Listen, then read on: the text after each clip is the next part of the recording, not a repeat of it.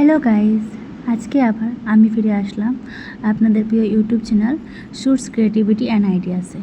অনেক দিন পর আজকে আপনাদের সাথে আবারও দেখা। আমি আজ আপনাদের সাথে রান্না করে করে কিছু গল্প বলতে চাই। গল্পটা আমারই, হ্যাঁ আমারই। কি বলবো, আমি রোজ সকালে 5টা সাড়ে 4টার দিকে উঠে যাই, উঠে হাঁটতে বেরোই। আর ঘরে ওই পুজো দিয়েছিলাম আগের দিন, বিপদনাশিনী পুজো দিয়েছিলাম। তো অবশিষ্ট কলাগুলো রয়ে গেছিলো, তো ওই কলাগুলো আমি খেতে পছন্দ করি না। কী হয়ে যায়, কাশি হয়ে যায় কলা খেলে। আর ঘরে মা পাপাও খায় না, তো কী করব, সকালবেলা ওই কলাগুলো নষ্ট হয়ে যাবে।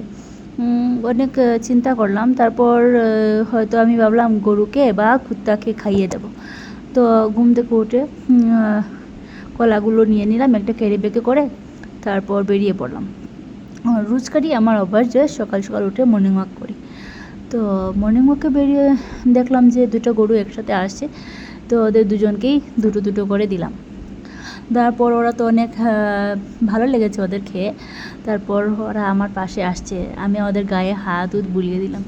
কিন্তু ভয় করছিল কি শিং দিয়ে গুঁতো দিবে নাকি, কিন্তু ওরা অনেক ছোটোই ছিল, বেশি বড়ও ছিল না। তাই ওই চিন্তাটা একটু কম ছিল যে ওরা কে দুঃখ দিবে, মারবে ওর কিছু। কিন্তু তারপর ওদের কি বলে, একটু হাত বুলিয়ে দিলাম, হাত বুলিয়ে দিয়ে তারপর পায়ের প্রণাম করে তারপর আমি আসছি।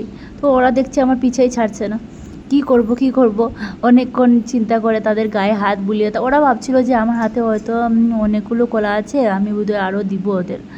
তো ওরা তো জানে না যে আমি তো মাত্র 4টা কলা নিয়েই গেছি, অবশিষ্ট কলাগুলোই নিয়ে গেছি। তো ওরা বুঝে নাই, তো ওরা আমার পিছে ছাড়ছে না। আমারও ভয় পাচ্ছিল যে এত সকাল সকাল, তখন মোটামুটি 4টা 45 4টা 50 ওরকম হবে।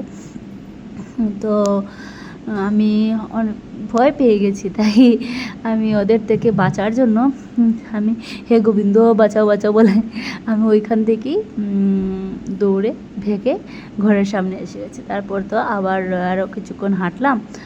আর আমার এই পাগলামি গল্প শুনে যদি ভালো লেগে থাকে তাকে আমাকে সাবস্ক্রাইব করে নিই।